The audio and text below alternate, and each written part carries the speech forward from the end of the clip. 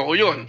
Tapos tinanong nila, sa pagdi-deliver po ng maleta na allegedly may lamang pera, anong maleta po ang personal na i-deliver ninyo? Very specific po yung tanong, personal na i-deliver ninyo. Ang sagot po niya, wala po. Tagahatid lamang po ako at sila Mark Tiksay at Paul Estrada po ang personal na naghahatid kung para kanino ang mga ito. So doon pa lang po, meron ng problema kasi may admission siya, inalis niya rin sa pinakang joint affidavit na nagdi-deliver siya ng maleta. Nung tinanong na siya ng personal, ang sagot na niya, wala pala. Nag-drive lang siya. So paulit-ulit po, ganun yung nangyari. Alright, thank you. Quickly lang balik po tayo sa ombudsman. Para po sa mga isasagawang susunod po na pagdinig, ano po pong mga data o impormasyon na kailangan po ibigay sa inyo ng Blue Ribbon para titibay po ang inyong investigasyon? Do you need any more documents, pieces of evidence from the Blue Ribbon, o sapat na po yung naibigay po ng chairman's report sa inyo sa ombudsman? Lahat po ba ng cases na kailangan po ninyo? Kasi I believe naibigay na po ng dating chairman, Chairman Lacson, sa ombudsman po yung kanyang report. Thank you, Your Honor. But the Office of the Ombudsman will always welcome po yung additional pieces of evidence and additional testimonies if ever meron po. Also, yung mga COA reports po kung meron din na makukuha from the Senate Blue Ribbon Committee, that would help a lot on our ongoing investigations. Pero kung the same issue pa rin po, actually, what I mean to say, pag may lumutang ho dito, may akusasyon na naman sa isa doon sa mga senador na napangalanan na po, na isubmit na po sa report, may dadagdag lang po na ebidensya or pareho pa rin po, pero ibang tao. You get what I mean? Isang tao po inaakusahan, pero nakasama na po siya doon sa chairman's report, pero ibang tao naman ito nag-aakusa, pero the same case naman po. I-entertainin pa rin po ninyo, di po ba, yung ebidensya, or kailangan nyo ng bagong ebidensya na naman because different person itong nag-a-allege po na nag-aakusa? Kung bagong complainant po yun, Your Honor, hindi naman po magbabago yung investigation namin. What the office usually do is parang kino-consolidate namin yon dun sa naunang complaint against the same say lawmaker or senator or congressman. So i-consolidate lang namin yung another complaint coming from a different complainant. So pero yung mga pieces of evidence, yun din po yung magagamit po. Pero po pwede po ba na sabihin na lang na idiretso na lang sa ombudsman? Kasi po kung dito, paulit-ulit na lang ho tayo, hindi na po matatapos ang trabaho po ng Blue Ribbon at nakasentro lang ang investigasyon sa flood control.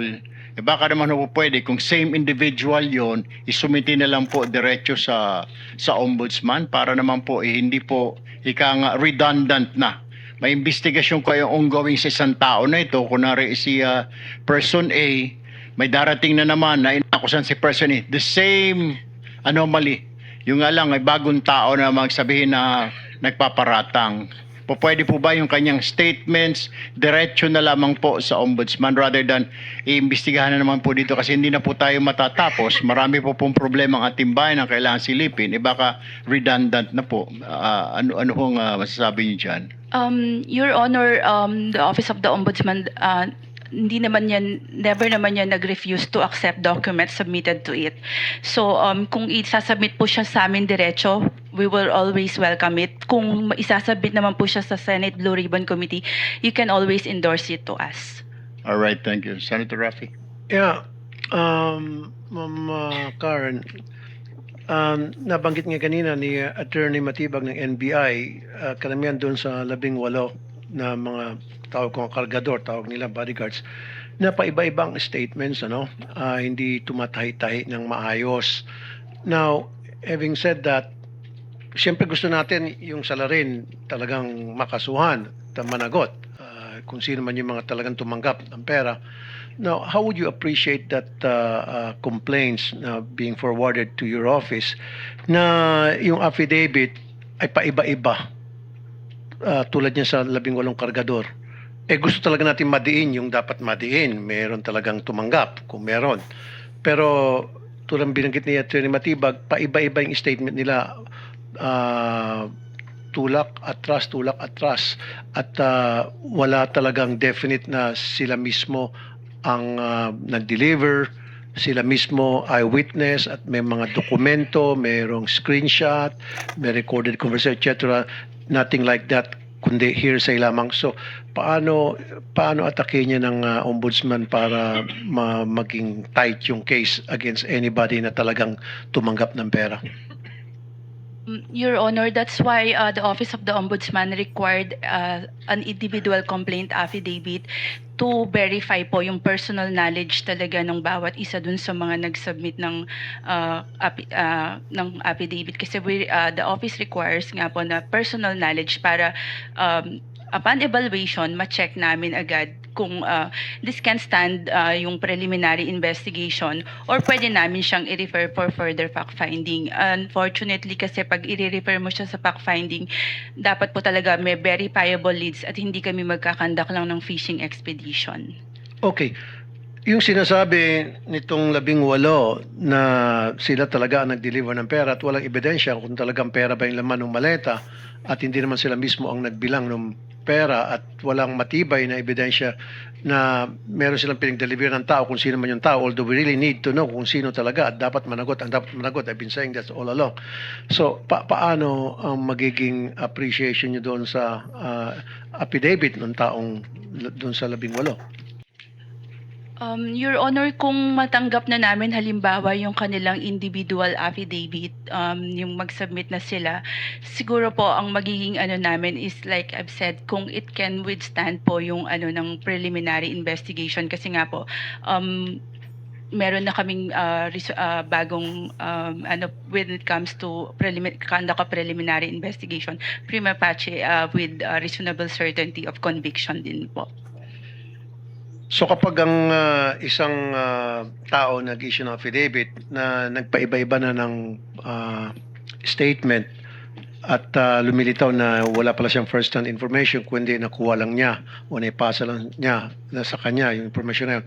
So doon pa lamang magkakaroon na ng problema sa credibility yung nag-issue ng affidavit na yun sa ombudsman.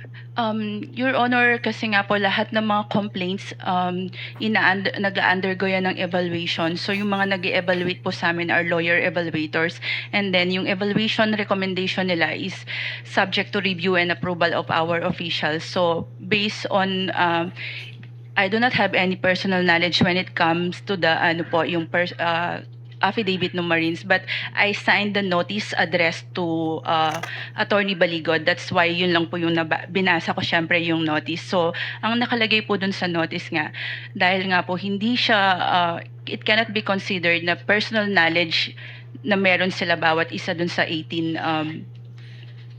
personnel na yun or people na yun. Okay. So, last na lamang, on any other case, kahit na hindi dito sa 18,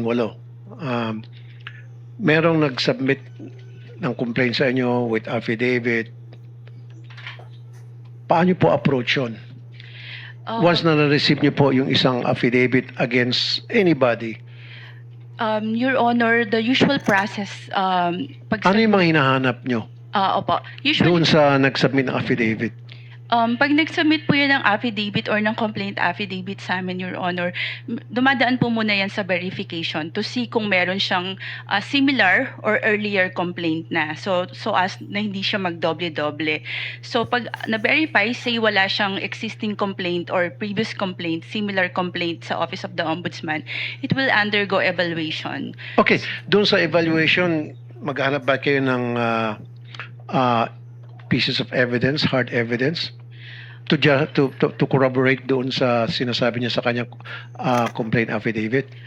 Pwede pong ganun, Your Honor, kasi one of the recommendations na pwedeng gawin ng lawyer evaluator is to dismiss it outright kung makita niya na frivolous lang yung mga complaint. So in other words, maghahanap kayo ng ebidensya, like I said earlier, na mag-corroborate doon sa sinasabi sa affidavit, kasi kung hindi, frivolous nga yun, sabi mo. Initial evaluation pa lang po yun, Your Honor, pero still ini-evaluate po namin siya kung yung sinasabi niya sa affidavit is supported by evidence. Okay, last na lamang talaga. So base po na sa mga narinig natin ngayon lahat doon sa sinabi ni Director ng NBI na si Attorney Melvin Matibag, paano mo po madidescribe yung testimony o itong pinagsasabi nitong 18 kargador? Your Honor, hindi ko po siguro pwedeng sagutin yan because I did not evaluate that Okay. affidavit. I understand. Maraming salamat, Mr. Chair. Thank you. Follow-up question, Mr. Chair. Go ahead, Senator. Just a quick question kay Director Matibag. In-interview ba ninyo at kinuha yung affidavit ni Attorney Baligod? Yung pong 18 Marines po, 18 kargador, in-interview po namin isa-isa. Hindi, si Attorney Baligod. Hindi po kasi hindi naman po siya subject doon. Actually, gusto na siya interviewin siya, si Mike Defensor, ayaw nila eh. Hindi, kasi Wala po kasi kaming contempt power or to force them. kung na-monitor nyo yung hearing dito, o yung bogus na hearing, Yes. siya ang nagpapaliwanag. Tama. Siya yung nagsasalita on behalf Tama. of the... Opo. Di ba? Tama po, nagtataka nga po ako kasi... sa ganun ba, pag siya ang nagpapaliwanag, ano yun, hearsay? Well, ang nangyari na nga po niyan, it validates and strengthens the findings of NBI na mukhang kinoach na tinuro. Kasi ganito po yan, in-approach niya yung 18, actually 26 nga po nung una yan, naging 18, tapos in-house niya mula November hanggang February, at siya ho yung nagsulat nung joint affidavit. At tama po, Mr. Chairman, nagtataka nga ako, medyo marami-rami na rin po nga akong na-attend naman na committee hearing na kung saan ang abogado sa likod pinapaupo at bihirang-bihirang pagsalita. Yun po yung ipinagtataka ko, bakit si Attorney Balicod ang nagsasalita. Baka mas mabuti po para sa akin, gumawa na rin po siya ng sarili niyang affidavit at siya na po mismo ang magreklamo base sa kanya mga narinig. Yun lang ang tanong ko actually, kasi nga, yun nakita ko sa mismong, and you're right, it's and for the record, it's a violation of our rules in Senate proceedings when a lawyer speaks and deliberates on the and representing the resource persons, no? So doon maliwanag na hindi dapat nagsasalita yung abogado. Dapat yung resource persons mismo ang nagsasalita. And for the record, we just wanted that clarified. Thank you, Senator Kiko. Is just one quick? Kasi we'll just have to give the floor to individuals who want to ask questions. Go Yes, ahead. Mr. Chair. Go ahead. Isang follow-up question po. Salamat, Mr. Chair. Go ahead. Follow-up question kay Sen Rafi kanina sa Ombudsman. Sa NBI naman po, meron po bang mapo-point out ang Bureau na inconsistencies sa pagitan ng joint affidavit at yung 5 individual affidavits na pinirmahan, o sa pagitan ng 5 individual affidavits, any inconsistencies po? Yun na nga po, nagbigay na ako ng example mismo nung tinanong si Nabidad na at isasabit po namin itong mga aming interview. Tinanong siya kung nag-deliver siya ng maleta, may deliver ba siyang maleta? Ang sagot niya, wala. Pero dun sa kanilang mga joint affidavit, may sinasabi. Mr. Chair, actually, not only the affidavit na sinabit sa Ombudsman, yung po yung pinagbasihan namin, nakita rin po namin yung mga lumabas sa social media na unang affidavit. At saka po yung testimonya po nung nakaraan dito, at nakita na po namin yung mga inconsistencies. In fact, gumawa po kami ng parang diagram dyan. Nakalagay na po dyan, ito yung affidavit dito, ito yung lumabas, at ano yung inconsistencies. That will be part of our submission to the committee, Mr. Chair. All right, thank you, Salamat, Director. Mr. Chair. Thank you. Director of the NBI, maraming salamat. Committee Secretary, are you here? Can you put this on record or send someone from the Blue Ribbon Committee to go upstairs sa office po ni Senator Robin Padilla para to inquire the good senator kung sasamahan niya ba yung 18 bodyguards dito sa Blue Ribbon hearing. Yes, just to put on record para ika nga mas maayos po dahil while we're conducting this hearing, ongoing din po yung kanilang press conference po doon sa taas. So might as well, mabuti ho, bumaba na lang ho sila dito para ika nga, mailahad nila yung gusto nilang sabihin, matanong po natin sila maayos. Unlike ho dito na puro press conference po sila. So Committee Secretary, I'm directing you to send one of your staff or your personnel to invite or to ask Senator Robin Padilla, inquire if they're still interested coming down here sa Blue Ribbon hearing po natin. Para malinaw po on record lahat. Hindi po yung bisita po natin ni Senator Robin Padilla yung 18 bodyguard na yon at si Attorney Baligod at nagbibigay na sa 5th floor, nagbibigay po ng press conference. Ang nagtatanong lamang po ang media, nandito po tayo lahat, gusto po natin silang matanong at marinig. Ito po siguro ang tamang venue na ika nga magpahayag sila, hindi po sa isang media conference. So Committee Secretary, go ahead and send someone to the office of Senator Robin. Okay, let's move on. Yung order of arrival po ng line of questioning, Senator JV, Senator Bam, and Senator JV, Senator Bam, Senator Risa, Senator Soto. But before that, may tatanong po yata si Senate Pro Tempore Gatchalian. Maraming salamat, Mr. Chairman. This is directed to Attorney Matibag, Director of the NBI. Meron ho kayong mga nasabi sa media na merong informant. No? Actually, tutuloy ko lang po yung tanong ni Senator Raffy na meron kayong informant na nagsabi na si Mike Defensor ay nag-offer ng 5 million pesos dito sa 18 bodyguards. Can you give us a narration of that, no? And base sa inyong statement, meron ring sinumpaang salaysay ito, no? Meron po kasi kaming sa NBI po, we function na meron pong mga tinatawag kaming all power assets na nag-gather po ng mga intelligence report yan. So he came across dito po sa parang hindi po son-in-law talaga, but he is a partner of the daughter nung isa sa mga sa 18 na bodyguards.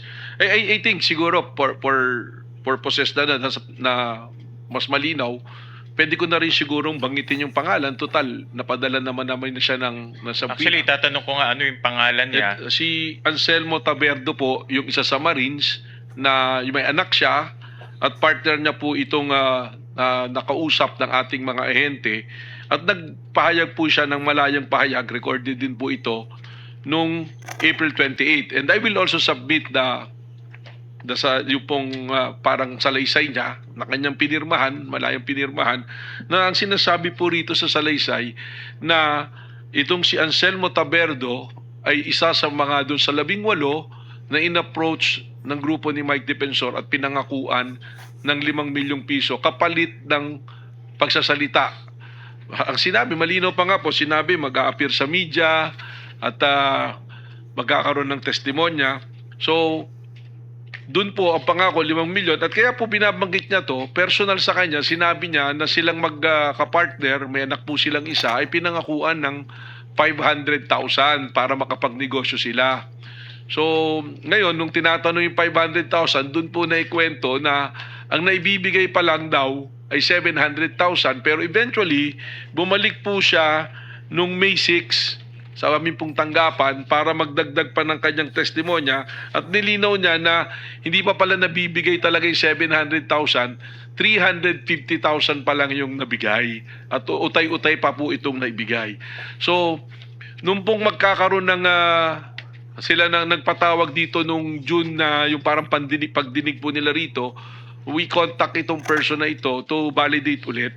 At katunayan, sinusurveillance at sinusundan pa rin naman po namin siya. Kasi nga po, kaukibat nito, nagpadala lang kami ng subpoena kay Mike Defensor at kun po kay Anselmo Taberdo para pagbigay linaw po dito sa testimonya nitong tao na ito. Yun po yung sinasabi natin, Mr. Chair, na lahat po ng papasok na ebidensya sa amin sa NBI ay binibigyang halaga namin at amin pong sinusundan. Director, can you state the name of this informant? Is it possible na sabihin yung kanyang pangalan? Well, ang pangalan po niya ay si Brent Tragasa. Siya ay 28 years old. Fred Ragasa. Opo, Brent po. And pwede rin po ba siyang dalhin dito para magbigay ng personal Yun po ang testimony? pinapabalidate namin kung kasi tinatawag ang huling pakikipag-usap po sa aming mga investigador tinatawagan siya ngayon ito ni Anselmo Taberdo. Is he willing to come here to give his testimony? Ialamin po namin. Yun po itanong namin dahil nung po siya ay kinuha na namin ulit ng testimonya mukhang sumasabay na tinatawagan sa bigla po ng grupo Ano nila. ang motibo naman nitong taong to? No? Gusto ko malaman bakit siya biglang nagbigay ng ganitong information considering na parang son-in-law siya. Tinitingnan po namin base sa kwento niya mukhang meron ng diferensya yung magka-partner at siya ngayon yung may dala dun sa anak niya. So parang may personal reason po na tungkol dun sa kanilang relasyon. At maaari yung isang dahilan pinag-iisipan, hindi dumating yung talagang pangako na 500,000 bilang parte dun sa makukuha dapat na 5 milyong piso. Yung parang may because of that personal circumstance Maaari yun po ang dahilan. nagsalita siya doon. Opo. And based on your analysis, itong informant ba is a credible witness? Itong si Ragasa, si Mr. Ragasa. Pag binalidate po yung kanyang personal circumstances at relationship, maaari po talagang napagkwentuhan. Doon na nga po, Mr. Chair, pumapasok yung aming kagustuhan na ipatawag si Anselmo Taberdo at si Mike Defensor para po mas mabigyang linaw yung testimonyang ibinibigay po nitong tao na ito. And base ba dun sa information, na-consummate ba itong 5 million na ibigay ba? Hindi pa po. Lumalabas po rin sa huling statement. 350. 350 pa lang po yung kabuang natatanggap. Pero may mga kwento pa po siya na siya ay yung mga lugar. Kaya po nagkaroon ng credibility at sinundan namin. Yung mga lugar na binabanggit kung nasaan yung 18, tumutugma po rin sa kanyang istorya. And nasaan na itong taong to? Is he under NBI custody? Wala po sa aming kustodiya pero alam po namin kung saan siya nakatira. Dati pong nasa Taguig, lumipat po ng tirahan at amin po siyang minamanmanan po. Okay. Naka-surveillance po. And then, gusto ko lang ho rin matanong, itong informant na ito, nag-appear personally sa NBI? Opo, 2 beses po. Katunayan, nung isang beses nagpunta siya, mayroon pang isang media personality na nakapag-cover po sa kanya. At recorded po lahat ang kanya pong pagdalo sa NBI po. Pasabit na lang sa committee rin yung, in confidence, no? I know this is a confidential matter. For the, pasubmit na lang sa amin yung video as well as yung transcripts ng interview. We'll comply po, Mr. Para Chair. we can look at it. And then balikan ko lang kanina yung inyong presentation, Director, no? Based on your analysis, doon sa mga sinumpaang salaysay nung 18 bodyguards, anong analysis nyo, no? Bottom line, no? Kasi nakita ko marami kayong standards na sinusundan. Opo. And these are legal standards na ayon sa batas. But based on your analysis, ano ang itong kanilang mga sinumpaang salaysay? Ano ang inyong analysis dito? Well, unang-una po, yung pinagsamang sinumpaang salaysay nila na isinumiti sa ombudsman, medyo marami pong kaduda-duda. Sabi ko nga, kung meron pong katotohanan doon at hindi base sa hearsay, mga 10 to 20%, malaki na po yung 20%. At nung breakdown pa po namin ito at tanungin isa-isa yung 18, lalo pong napagtiba yung aming pananaw na ito ay hindi namin maaaring magamit para magsampa ng kaso doon sa mga taong nabanggit. At higit pa po dyan, lumalabas na talagang mukhang sinulat at kinotes, corroborated po yung pagsusulat nitong pinagsamang sinumpang salaysay. In addition to this, tiningnan po namin yung mga pronouncement sa media, sa social media, yung unang mga lumabas na pinagsamang sinumpang salaysay, marami pong inconsistency masyado na magiging problema po pag amin pong inakyat sa prosecution at pati na rin po sa korte kung ito ay tatayo. And kung ganon, meron